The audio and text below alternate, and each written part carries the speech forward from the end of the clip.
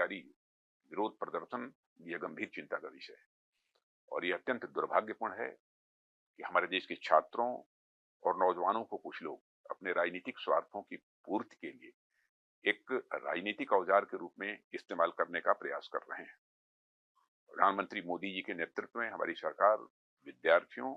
और नौजवानों की आकांक्षाओं को पूरा करने और उनके कल्याण के प्रति पूरी तरह से प्रतिबद्ध है और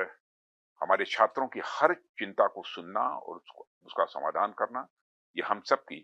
जिम्मेदारी है। मुझे पूर्ण विश्वास है कि भारत के जागरूक, परिपक्व और हमारे विवेकशील नौजवान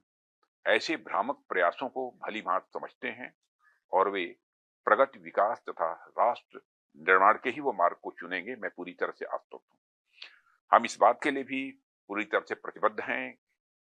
कि किसी भी व्यक्ति, विशेषकर हमारे छात्रों और नौजवानों के साथ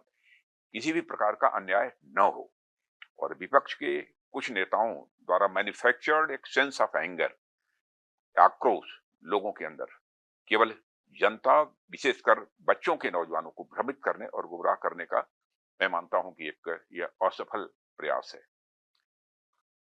युवाओं की भावनाओं और उनकी चिंताओं के प्रति हम पूरी तरह से संवेदनशील हैं और यह संसद का सत्र इस समय चल रहा है। सरकार ने हर मुद्दे पर सार्थक बहस करने की भी बात की है और कई बार अपनी बात को दोहराया भी है, मगर विपक्ष संसद में नहीं बल्कि सड़क पर मुद्दों का समाधान करने का मैं मानता हूं अनुचित प्रयास कर रहा है और लोकतंत्र के मुद्दों पर चर्चा करने की जगह संसद भवन है, जहां विपक्ष अपनी बात कहने के लिए पूरी तरह से स्वतंत्र है। इसलिए यदि विपक्ष गंभीर है तो मौजूदा मानसून सत्र को सुचारू रूप से चलाने में व्यवधान न उत्पन्न करे और संसद में जिन भी मुद्दों पर वह चर्चा करना चाहता है वो मुद्दों पर चर्चा करे और सदन का और सरकार का ध्यान आकर्षित करें।